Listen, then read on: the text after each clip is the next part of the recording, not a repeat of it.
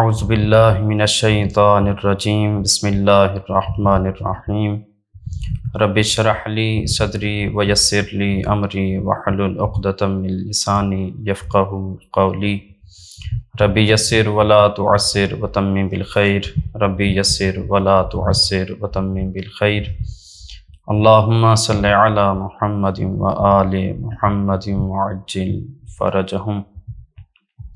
علم نحو کا آج دوسرا درس ہے، اور پہلے درس میں ہم نے بیان کیا کہ علم نحو کا موضوع کلمہ اور کلام ہے۔ آج کے اس درس میں ہم بیان کریں گے کہ کلمہ کیا ہے اور اس کی کتنی اقسام ہیں، اور اسی طرح کلام کیا ہے اور اس کی کتنی اقسام ہیں۔ سب سے پہلے یہ کہ کلمہ کیا ہے۔ یہ کلمہ لفظ کی ایک قسم ہے۔ اب لفظ کیا ہے؟ انسان کی زبان پہ جاری ہر بات لفظ کہلاتی ہے۔ انسان کے منہ سے جو بھی بات نکلتی ہے اسے لفظ کہتے ہیں۔ یعنی یہ جو الف با سے لے کر یا تک جتنے بھی حروف تہجی ہیں، ان میں سے اگر ہم بعض حروف تہجی کو آپس میں جوڑ لیں اور انہیں آپس میں ربط دیں تو اس سے ایک لفظ بنتا ہے۔ مثلا ہم حروف تہجی میں سے زا، یا اور دال کو لیتے ہیں تو یہ زید بن جاتا ہے۔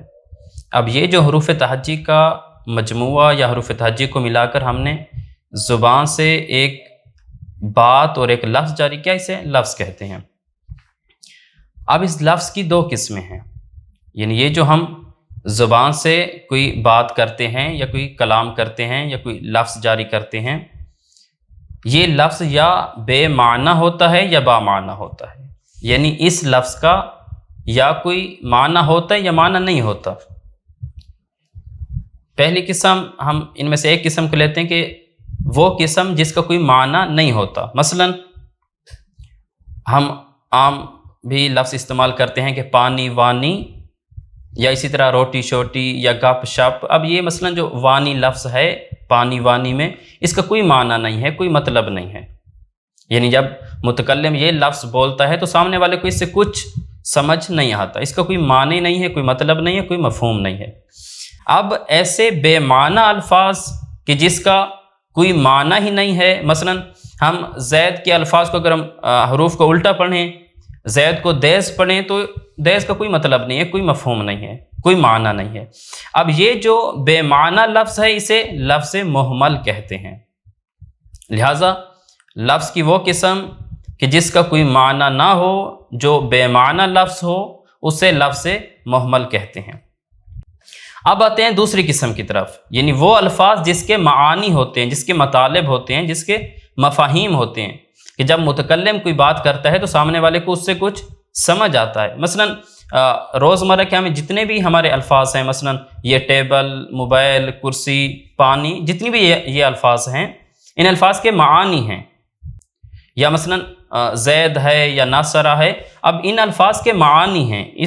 جب متکلم بات کرتا ہے تو سامنے والے کو اس سے کچھ سمجھ آتا ہے۔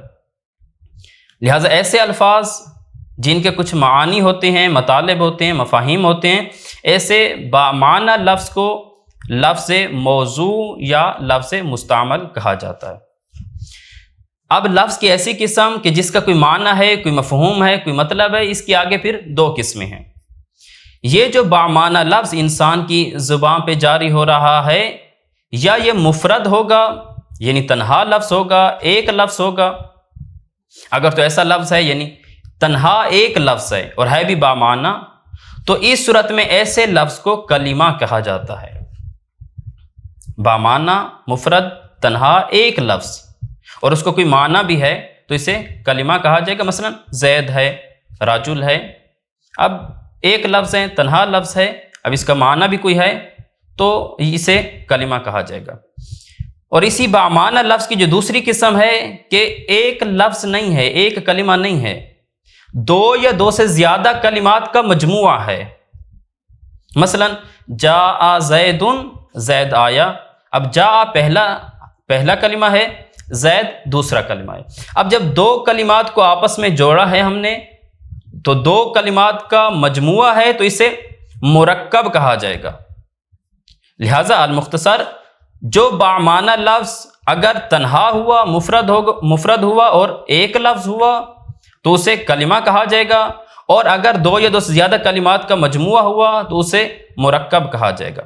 اب آتے ہیں پہلی قسم کی طرف، یعنی بامعنی لفظ ہے اور مفرد ہے، تنہا ہے، ایک لفظ ہے، یعنی کلمہ۔ اس کلمہ کے آگے کتنی اقسام ہیں؟ اس کی 3 اقسام ہیں، اسم، فعل اور حرف۔ اسم کیا ہے؟ اسم وہ کلمہ ہے کہ جو خود معنی بیان کرتا ہے، یعنی اپنا معنی بیان کرنے میں کسی کا محتاج نہیں ہے، وہ خود اپنا معنی بیان کرنے کی صلاحیت رکھتا ہے۔ ایک یہ چیز کہ وہ کلمہ جو خود اپنا معنی بیان کرتا ہے، اور دوسرا یہ کہ اس میں کوئی زمانہ بھی نہیں پایا جاتا۔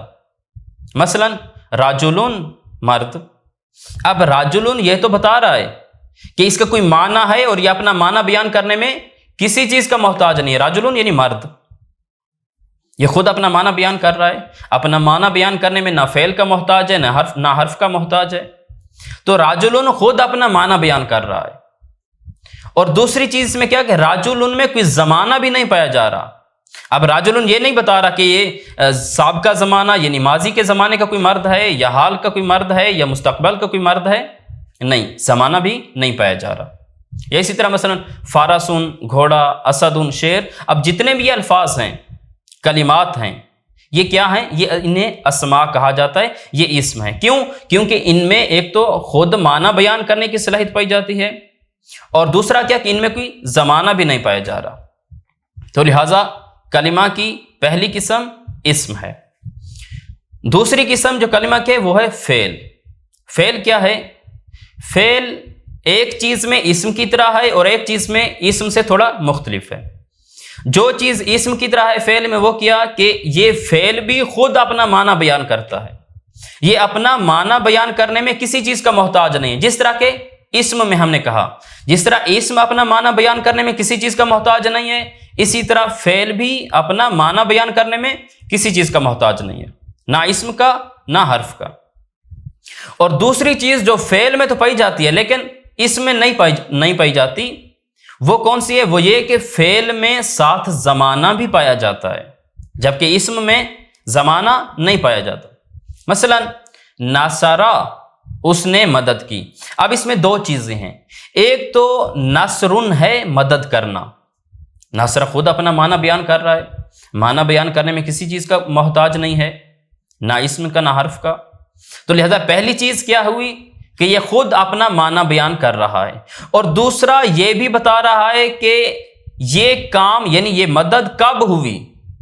ناصرہ یہ بھی بتا رہا ہے کہ نصرن مدد ہوئی ہے، اب یہ مدد کب ہوئی؟ زمانہ ماضی میں ہوئی، گزشتہ زمانے میں ہوئی، سابقہ زمانے میں ہوئی۔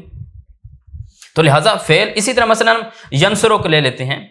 ینصرو میں ایک تو یہ ہے کہ یہ معنی خود بیان کر رہا ہے، کون سا معنی؟ نصرن کا، مدد کرنے کا۔ اب یہ مدد کب ہوئی؟ زمانہ حال میں ہوئی یا مستقبل میں ہوئی۔ تو لہٰذا ایک چیز میں یہ فعل اسم کی طرح ہے اور ایک چیز میں فعل سے اسم سے مختلف ہے۔ کس چیز میں اسم کی طرح ہے کہ یہ معنی خود بیان کر رہا ہے، اور کس چیز میں اسم سے مختلف ہے کہ اس فعل میں زمانہ پایا جاتا ہے اور اسم میں زمانہ نہیں پایا جاتا۔ اب آتے ہیں کلمہ کی تیسری قسم، حرف کی طرف۔ حرف کیا ہے؟ حرف نہ خود اپنا معنی بیان کر سکتا ہے، جس طرح ہم نے اسم اور فعل میں کیا کہا کہ اسم اور فعل خود اپنا معنی بیان کرتے ہیں، اپنا معنی بیان کرنے میں کسی چیز کا محتاج نہیں ہے، جبکہ حرف کیا ہے؟ حرف خود اپنا معنی بیان نہیں کر سکتا، اور اس حرف میں کوئی زمانہ بھی نہیں پایا جاتا۔ تو لہٰذا یہ حرف کیا ہوتا ہے؟ حرف اپنا معنی بیان کرنے میں اسم یا فعل کا محتاج ہوتا ہے۔ مثلا من ہے، من کا معنی جو سے ہے، الہ کا معنی تک ہے۔ اب من اور الہ اگرچہ ان کے معنی ہیں، چونکہ ہم نے کیا کہا کہ من اور الہ یہ جو حرف ہے، یہ حرف کس کی قسم ہے؟ یہ کلمہ کی قسم ہے، اور کلمہ کیا ہے؟ کلمہ بامعنی لفظ ہے۔ اگرچہ ان کے معانی ہیں من اور الہ کے، لیکن ان کی وضاحت اور ان کا مکمل معنی سمجھ میں کب آئے گا؟ جب ان کے ساتھ کوئی اسم یا کوئی فعل ملے گا۔ تو آپ آتے ہیں مثلا من، جب ہم فقط من بولیں گے، فقط الہ بولیں گے تو سامنے والے کچھ سمجھ نہیں آئے گا. من یعنی سے، کہاں سے، کب سے، کس سے، کچھ سمجھ نہیں ہے. یا اسی طرح ہم الہ کہتے ہیں تک، کس تک، کہاں تک، کب تک، کچھ سمجھ میں نہیں آ رہا. جب اس من یا الہ کے ساتھ کوئی اسم ملے گا تو پھر اس کا کوئی بات واضح ہوگی، کوئی مکمل معنی سمجھ میں آئے گا. مثلا میں مثال دیتا ہوں، سرتو من البصرۃ الی الکوفہ، میں چلا بصرہ سے کوفہ تک. اب من کے ساتھ البصرہ جو اسم ہے، اس نے بتایا کہ سے جو کہا تھا کہاں سے، بصرہ سے. یا اسی طرح الہ جو تک کہا تھا کہاں تک، الکوفہ جو اسم ہے اس نے بتایا کہ کوفہ تک. اب من کا صحیح معنی البصرہ نے بتایا، وضاحت کی اس معنی کی، اور الہ کا جو معنی ہے تک، اس معنی کی کس نے وضاحت کی؟ الکوفہ، وہ بھی اسم ہے. لہٰذا اپنا معنی صحیح سمجھانے کے لیے حرف اسم یا فعل کا محتاج ہوتا ہے. اب ہم نے کلمہ کی 3 اقسام پڑھی، اسم، فعل اور حرف. اب آتے ہیں ان کے آگے کتنی اقسام ہیں، اسم کی کتنی اقسام ہیں، فعل کی کتنی اقسام ہیں اور حرف کی کتنی اقسام ہیں. سب سے پہلے آتے ہیں ہم اسم کی طرف کہ اسم کی کتنی اقسام ہیں. اسم کی 3 اقسام ہیں. اسم یا جامد ہوتا ہے، یا مصدر ہوتا ہے، یا مشتق ہوتا ہے. اسم کی یہ 3 اقسام ہیں. سب سے پہلے کہ اسم جامد کون سا اسم ہوتا ہے؟ اسم جامد وہ اسم ہوتا ہے کہ جو اسم نہ کسی لفظ سے بنا ہوتا ہے اور نہ اس اسم سے کوئی اور الفاظ بن سکتے ہیں.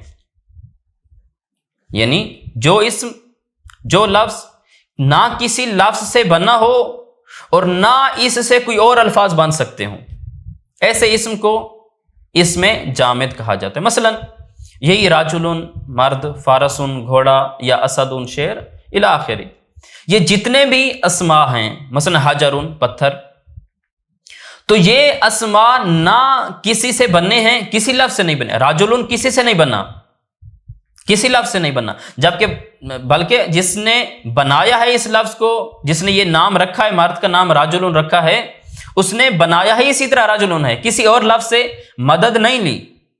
لہذا راجلن نہ کسی لفظ سے بنا ہے اور نہ ہی اس راجلن سے کوئی اور الفاظ بن سکتے ہیں. تو لہذا ایسے اسماء جو نہ کسی لفظ سے بنے ہوں اور نہ اس سے کوئی اور الفاظ بن سکتے ہوں، ایسے اسماء کو اسماء جامدہ کہا جاتے ہیں، یعنی اسم جامد. راجلن اسم جامد ہے. اب آتے ہیں اسم کی دوسری قسم کی طرف. اسم کی دوسری قسم ہے اسم مصدر. اسم مصدر کون سا اسم ہوتا ہے؟ وہ اسم ہوتا ہے کہ جو خود تو کسی سے نہیں بنا ہوتا، ایسا اسم جو خود کسی لفظ سے نہ بنا ہو لیکن اس سے آگے بہت سے الفاظ بن سکتے ہوں. مثلا نصر مدد کرنا، علم جاننا. اب نصر جو ہے یہ کسی لفظ سے نہیں بنا، نصر مدد کرنا، جبکہ اس نصر سے آگے اور بہت سے الفاظ بن سکتے ہیں. مثلا ناصر، ینصر، ناصر، منصور الی آخر. اس نصر سے بہت سے الفاظ بن سکتے ہیں. ہم عموماً جو کہتے ہیں کہ یہ فعل ماضی مصدر سے بنتا ہے، فعل مضارع مصدر سے بنتا ہے، فعل امر مصدر سے بنتا ہے، وغیرہ وغیرہ، ہم کہتے ہیں ان سب کا جو منبع ہوتا ہے وہ مصدر ہوتا ہے. تو لہٰذا مصدر وہ اسم ہوتا ہے کہ یہ اسم تو کسی سے نہیں بنا ہوتا لیکن اس سے اور بہت سے الفاظ بن سکتے ہیں. مثلا علم بھی اسی طرح ہے، علم مصدر ہے، اسم مصدر. اب یہ علم تو کسی سے نہیں بنا لیکن اس سے اور بہت سے الفاظ بن سکتے ہیں. عالمہ، یعلم، عالم، معلوم وغیرہ بہت سے الفاظ بن سکتے ہیں اسی علم سے. تو لہٰذا اسم مصدر ایسا اسم ہوتا ہے کہ جو خود تو کسی سے نہیں بننا ہوتا لیکن اس سے بہت سے الفاظ بن سکتے ہیں. اب آتے ہیں اسم کے تیسری قسم کی طرف. اسم کی تیسری قسم ہے اسم مشتق. اسم مشتق کون سا اسم ہوتا ہے؟ وہ اسم جو مصدر سے بنایا جائے. ہم نے مصدر میں کیا کہا تھا کہ مصدر خود تو کسی سے نہیں بنا ہوتا لیکن اس سے بہت سے الفاظ بن سکتے ہیں. اب جو الفاظ، جو اسماء اس مصدر سے بنیں گے اسے ہم مشتق اسم کہیں گے. مثلا اسی نصر سے ہم نے ناصرون اسم فاعل بنایا، یا منصورون اسم مفعول بنایا، یا اسی طرح علم سے ہم نے عالم اسم فاعل بنایا، معلوم اسم مفعول بنایا۔ تو یہ جو عالم معلوم ہم نے علم سے بنایا ہے، تو یہ کیا ہے؟ عالم اور معلوم کیا ہے؟ اسم مشتق ہے۔ یا اسی طرح ناصرون سے ہم نے ناصرون بنایا، ناصرون اسم فاعل ہے۔ اب یہ ناصرون سے بنا ہے، مصدر سے بنا ہے، تو یہ عالم کیا ہوگا؟ عفوا ناصرون سے بنا ہے، تو یہ ناصرون اسم مشتق کہلائے گا۔ یا اسی طرح منصورون جو نصرون سے بنا ہے، اسم مفعول ہے، تو یہ بھی اسم مشتق کہلائے گا۔ تو لہٰذا ہم نے اسم کی 3 اقسام بیان کی کہ اسم کی 3 اقسام کون سی ہیں؟ اسم یا جامد ہوتا ہے، یا مصدر ہوتا ہے، یا مشتق ہوتا ہے۔ اب آتے ہیں کلمہ کی دوسری قسم یعنی فعل کی طرف۔ فعل کیا ہے؟ فعل کی ہم نے پہلے تعریف بیان کی کہ جو خود اپنا معنی بیان کرتا ہے اور اس میں زمانہ بھی پایا جاتا ہے۔ اس فعل کی آگے کتنی اقسام ہیں؟ اس فعل کی 4 اقسام ہیں: فعل ماضی، فعل مضارع، فعل امر اور فعل نہی۔ اگرچہ ان کی جو تعریفیں ہیں وہ آپ علم صرف میں یقیناً پڑھ چکے ہوں گے، لیکن اجمالاً اور اختصار کے ساتھ ہم انہیں دوبارہ بیان کر دیتے ہیں۔ فعل ماضی کون سا فعل ہوتا ہے؟ کہ جو دلالت کرتا ہے کہ یہ جو کام ہوا ہے، یہ جو فعل ہوا ہے، یہ گزرے ہوئے زمانے میں ہوا ہے۔ مثلا ناصرہ، اس نے مدد کی۔ اب یہ مدد کب ہوئی؟ سابقہ گزشتہ زمانے میں، گزرے ہوئے زمانے میں ہوئی ہے۔ یا اسی طرح مثلا مضارع کیا ہے؟ فعل مضارع وہ فعل ہوتا ہے جو بتاتا ہے کہ یہ فعل، یہ کام یا زمانہ حال میں ہوا ہے یا زمانہ مستقبل میں ہوا ہے۔ مثلا ینصرو، وہ مدد کر رہا ہے اس زمانے میں، حال میں، یا زمانے مستقبل میں وہ مدد کرے گا۔ فعل کی تیسری قسم ہے فعل امر۔ فعل امر کیا ہوتا ہے؟ فعل امر بتاتا ہے کہ متکلم یعنی بات کرنے والا، مخاطب سامنے سے کچھ طلب کر رہا ہے، کچھ ڈیمانڈ کر رہا ہے۔ مثلا انصر، تو مدد کر۔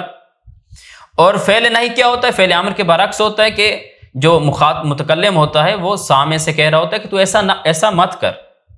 مثلا لا تنصر، تو مدد مت کر، تو مدد نہ کر۔ اب یہ فعل کی 4 اقسام ہوئی: فعل ماضی، مضارع، امر اور نہی۔ اب آتے ہیں حرف کی طرف۔ حرف کی ہم نے تعریف بیان کی ہے۔ اب حرف کی کتنی اقسام ہیں؟ حرف کی 2 اقسام ہیں۔ حروف یا عاملہ ہوتے ہیں یا غیر عاملہ ہوتے ہیں۔ یعنی یہ جو حروف ہوتے ہیں، یہ حروف یا جب داخل ہوتے ہیں اسم یا فعل پر، یا یہ حروف اسم یا فعل پہ اثر انداز ہوتے ہیں یا نہیں ہوتے۔ اب اگر یہ حروف اسم یا فعل پر داخل ہوں اور اس اسم یا فعل پہ کوئی اثر انداز نہ ہو اس کے اعراب پر، نہ اسم کی جو پہلی حالت تھی زبر زیر پیش والی وہی باقی رہے، یعنی اگر یہ حروف اس اسم پر داخل ہوتے ہیں یا فعل پر داخل ہوتے ہیں، تو اب اسم یا فعل کی 2 حالتیں ہوں گی: یا ان حروف کے داخل ہونے کے بعد اسم یا فعل اپنی سابقہ حالت پہ باقی رہے گا، یا سابقہ حالت پہ باقی نہیں رہے گا۔ اگر سابقہ حالت پہ باقی رہیں یہ اسم اور فعل، تو اس کا مطلب کیا ہے؟ اس کا مطلب ہے کہ حروف غیر عاملہ ہیں۔ اور اگر اسم یا فعل کی حالت تبدیل ہو جائے تو اس کا مطلب ہے کہ یہ حروف عاملہ ہیں۔ یعنی کیا مطلب؟ حروف غیر عاملہ وہ حروف ہوتے ہیں کہ جو اسم یا فعل کے اعراب کو تبدیل نہیں کرتے۔ اسم پہلے اگر اسم پہ ضمہ تھی، پیش تھی، تو یہ حرف جب آئے گا، حرف غیر عامل، تو اس اسم پر جو پہلے پیش تھی ابھی بھی پیش رہے گی۔ اگر اسم پر پہلے فتح تھی یعنی زبر تھی، تو یہ اگر حرف آتا ہے تو اسم پر پھر بھی زبر باقی رہے گی۔ اگر پہلے زیر تھی تو ابھی بھی زیر باقی رہے گی۔ تو ایسے حروف جن کے داخل ہونے کے بعد اسم یا فعل کی اپنی سابقہ حالت باقی رہے اور اس کے اعراب حالت میں کوئی تبدیلی واقع نہ ہو، ایسے حروف کو حروف غیر عاملہ کہتے ہیں۔ یعنی ایسے حروف جو اثر انداز نہیں ہوتے، اسم یا فعل کے اعراب پر اثر نہیں ڈالتے۔ اسم یا فعل جیسی حالت پہ پہلے تھے، یہ حروف آئیں گے تو اسم فعل اسی سابقہ حالت پہ باقی رہیں گے۔ لیکن اگر ایسے حروف جو اسم یا فعل پر داخل ہوں اور اسم یا فعل کی حالت کو تبدیل کر دیں، اعراب کو تبدیل کر دیں، اگر پہلے مثلا ضمہ پیش تھی تو ابھی کسرہ یعنی زیر آ جاتی ہے۔ اگر پہلے اسم پر کیا تھی؟ فتح تھی، زبر تھی، تو اگر حرف آتا ہے اور اس اسم کی حالت اعراب اور یہ زبر کسرہ یعنی زیر میں بدل جاتی ہے، تو اس کا کیا مطلب ہے کہ یہ جو حرف داخل ہو یہ حرف عامل ہے، یہ حرف اس اسم یا فعل کے اعراب پہ اثر انداز ہو رہا ہے، اس اسم یا فعل کی حالت کو تبدیل کر رہا ہے، اس کی زبر زیر کو تبدیل کر رہا ہے۔ ایسے حروف جو اسم یا فعل کی حالت پہ اثر انداز ہوتے ہیں، اعراب پر اثر انداز ہوتے ہیں، ایسے حروف کو حروف عاملہ کہتے ہیں، یعنی ایسے حروف جو اسم یا فعل کے اعراب پر اثر انداز ہوتے ہیں۔ تو لہٰذا المختصر آج کے درس کا خلاصہ کیا ہوا کہ ہم نے پہلے یہ بیان کیا کہ لفظ کی 2 قسمیں ہوتی ہیں، لفظ یا بے معنی ہوتا ہے یا با معنی ہوتا ہے، بے معنی ہوا تو محمل، با معنی ہوا تو موضوع یا مستعمل۔ پھر ہم نے بیان کیا کہ یہ با معنی لفظ یا مفرد ہوگا یا مرکب ہوگا، پھر مفرد ہوگا یعنی کلمہ، تو پھر اس کے آگے 3 قسمیں ہیں کہ یا وہ اسم ہوگا یا فعل ہوگا یا حرف ہوگا، اور پھر اسم کی ہم نے 3 قسمیں بیان کی کہ اسم یا جامد ہوگا یا مصدر ہوگا یا مشتق ہوگا۔ اس طرح ہم نے فعل میں جب آئے تو فعل کی حالت کو بیان کیا کہ فعل یا ماضی ہوتا ہے یا مضارع یا امر یا نہیں، اور جب حرف میں آئے تو ہم نے حرف میں بیان کیا کہ یہ حروف یا غیر عاملہ ہوتے ہیں یا عاملہ ہوتے ہیں۔ آج کے درس کے لیے اتنا کافی ہے، انشاءاللہ ہم اگلے درس میں بیان کریں گے کہ یہ جو بامعنی لفظ جو 2 یا 2 سے زیادہ کلمات کا مجموعہ ہوتا ہے یعنی مرکب، اس کے آگے کتنی اقسام ہیں اور ان کی کیا تعریفیں ہیں، انشاءاللہ وہ اگلے درس میں بیان کریں گے۔ اب آتے ہیں ہم کتاب کی عبارت کی طرف، اور یہ سارے مطالب جو ہم نے ذکر کیے ہیں اسے کتاب سے نکالنے کی، اخذ کرنے کی کوشش کرتے ہیں۔ بسم اللہ الرحمن الرحیم۔ کلمہ و کلام، جو بات آدمی کی زبان سے نکلے اس کو لفظ کہتے ہیں، پھر لفظ اگر بامعنی ہے تو اس کا نام موضوع ہے، یا ہم نے جیسے کہا کہ مستعمل بھی کہا جاتا ہے، اور اگر یہ لفظ بے معنی ہے تو اسے محمل کہا جاتا ہے۔ عربی زبان میں لفظ موضوع یعنی لفظ مستعمل کی 2 قسمیں ہیں، مفرد اور مرکب۔ مفرد لفظ کون سا ہوتا ہے؟ اس اکیلے لفظ کو کہتے ہیں جو ایک معنی بتائے، لہذا وہ لفظ یعنی مفرد جسے کہا جاتا ہے اس اکیلے لفظ کو کہا جاتا ہے جو ایک معنی بتائے، اور اس کو کلمہ بھی کہتے ہیں۔ اب کلمہ کی 3 قسم ہیں، اسم، فعل اور حرف۔ اسم کیا ہوتا ہے؟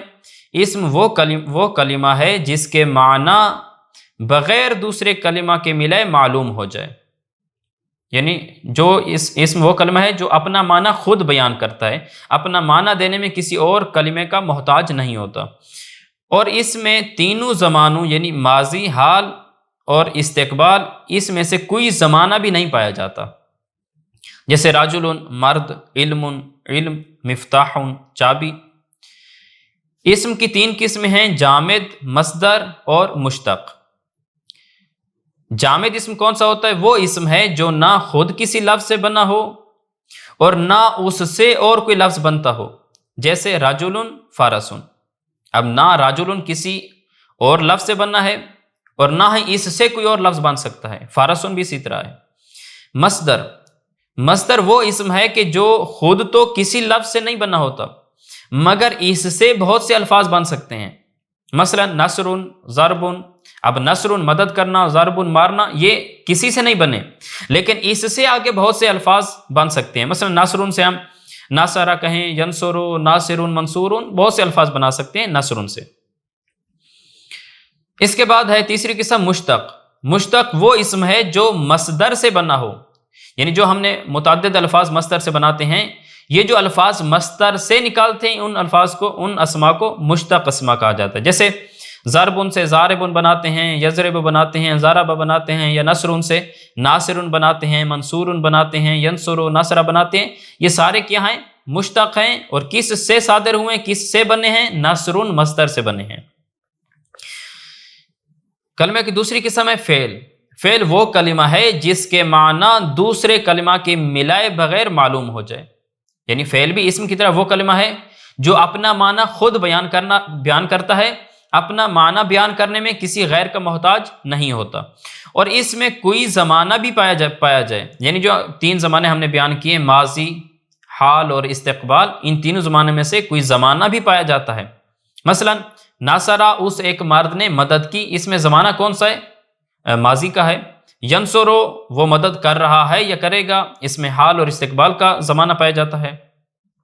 ضاربہ اسے ایک مرد نے مارا، اس میں ماضی کا معنی ہے۔ یضرب وہ مرد مار رہا ہے یا مارے گا، اس میں بھی حال اور استقبال کا معنی پایا جاتا ہے۔ فعل کی 4 قسمیں ہیں، ماضی، مضارع، امر اور نہی۔ اب ان سب کی تعریفیں علم صرف میں بیان ہو چکی ہیں، انشاءاللہ امید ہے کہ آپ کو وہ ازبر یاد ہوں گی۔ کلمہ کی تیسری قسم ہے حرف، وہ کلمہ ہے جس کے معنی دوسری کلمہ کے ملائے بغیر معلوم نہ ہوں۔ یعنی حرف وہ کلمہ ہے جو اپنا معنی خود بیان نہیں کر سکتا، اپنا معنی بیان کرنے میں کسی غیر کا محتاج ہوتا ہے، جیسے من، فی، کہ جب تک ان حرفوں کے ساتھ کوئی اسم یا فعل نہ ملے گا ان سے مستقل معنی حاصل نہیں ہو سکتا۔ جیسے خرج زید من الدار، اب من کسی اسم اور کلمے کے ساتھ مل کر ہی معنی بیان کر رہا ہے، الگ جو من حرف ہے اس کا یہ اپنا معنی اکیلا بیان نہیں کر سکتا۔ زید گھر سے خارج ہوا۔ داخل عمر فی المسجد، عامر مسجد میں داخل ہوا۔ اب اس میں بھی فی اکیلا معنی اپنا معنی بیان نہیں کر سکتا، بلکہ یہ فی کسی اور کلمے کے ساتھ مل کر اپنا معنی بیان کر رہا ہے۔ حرف کی 2 قسمیں ہیں، حرف یا عامل ہوتا ہے یا غیر عامل، یا وہ بعد والے کسی کلمہ پہ اثر انداز ہو رہا ہوتا ہے یا اثر انداز نہیں ہو رہا ہوتا، یا اگر اثر انداز ہو رہا ہو تو اسے عامل کہا جاتا ہے، اور اگر اثر انداز نہ ہو رہا ہو تو اسے غیر عامل کہا جاتا ہے۔ آج کے درس کے لیے انشاءاللہ اتنی کافی ہے۔